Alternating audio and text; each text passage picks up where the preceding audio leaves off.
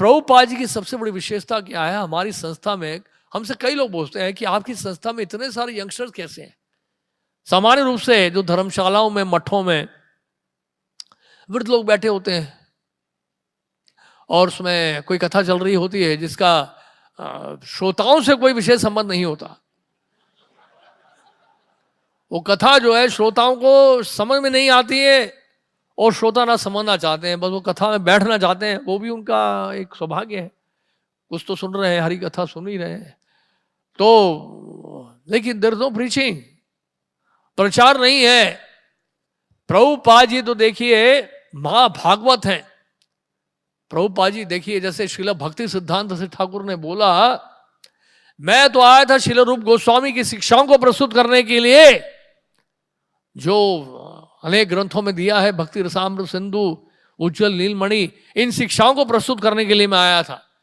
लेकिन मेरा पूरा जीवन तो मायावाद के जंगल को काटने में ही बीत गया, ऐसा उन्होंने कहा। जब उन्होंने देखा समाज की परिस्थिति ऐसी है और ऐसे ऐसे लोग हैं, भाई इनको क्या पता रस तत्व के बारे में, ये तो इंसान ही नहीं है, ये तो अभी पशु है। पहले इंसान तो बनाओ, पहले मैं इनको बताओ तो सही है पशु है। सबसे पहले इनको पता ही नहीं कि पशु है। इसलिए प्रभुपाद जी ने बेसिक से शुरू किया। Prabhupada ji king of knowledge book में लिख रहे हैं कि अगर शिक्षक जो है एबीसीडी पढ़ा रहा है, इसका मतलब ये नहीं केवल वो एबीसीडी जानता है।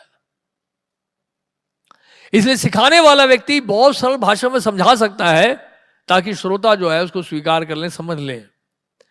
इसलिए यूथ प्रीचिंग की एक बहुत बड़ी कला है। प्रभुपाद ने कहा, I have given everything in my books, you should know how to present it.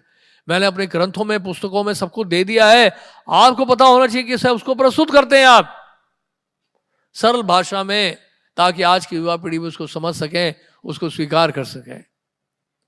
तो श्रील प्रभुपाद जी की सरलता और प्रचार की उनकी दक्षता के कारण जो है इतने सारे युवा भक्त, युवा लोग जुड़ गए प्रभुपाद जी से। चमत्कार है, एक वृद्ध व्यक्ति से प्रभावित हो रहे हैं इतने सारे युवा लोग, वो भी American boys and girls Srila Prabhupada ji के पास आ रहे हैं और उनके सामने नृत्य कर रहे हैं।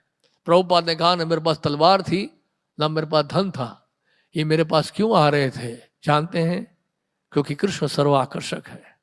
इसलिए 70 साल का वृद्ध व्यक्ति युवा पीढ़ी के लोगों को आकर्षित कर रहा है। कितना बड़ा चमत्कार है, देखिए आप।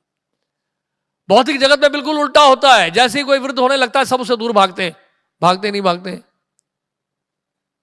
अगर आप कृष्ण भक्ति में ना आते तो आप सभी लोग दूर भागते।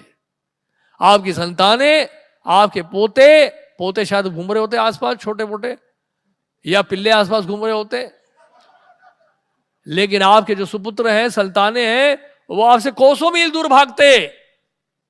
और उनकी जो पत्नियां हैं वो कान भर रही होती, बोल रही होती कि ये जो है आपके पिता खांसते रहते हैं, बीमारियां लगी हुई हैं उनको, हमारे बच्चे बीमार हो जाएंगे, हमें कहीं और जाके रहना है।